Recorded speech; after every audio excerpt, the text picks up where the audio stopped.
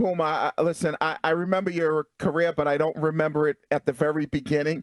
So I'll ask this question.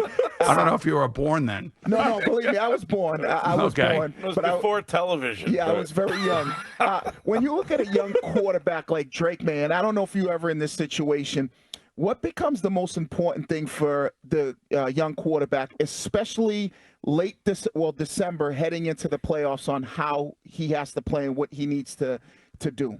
All right, so interestingly enough, you asked me that in my second year, I kind of was Drake Maye. In other words, the light went on, and I had great coaching around me. I had great players around me like he does, and I was in the right situation to really flourish.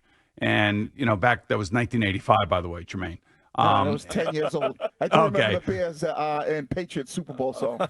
Right, and you were having a few beers and everything, I'm sure, at that time. But the light goes on. It really does. And you start to really understand what defenses are trying to do to you. He's lucky to have Josh McDaniels as his coach.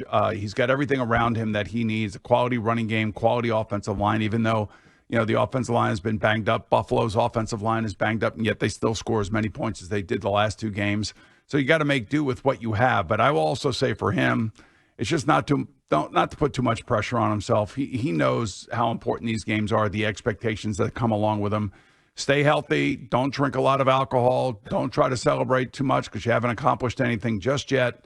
And this is the final run. This is the final turn here, these last four games. And this will determine whether or not you have home field advantage in the AFC, which in this case this year I think is a huge, huge win for the team that gets that. And if they can hold serve and they can keep the home field advantage and get the bye, that is a huge thing for them to look forward to. And that to me would be, I think, the inspiration that Mike Vrabel would bring to this team.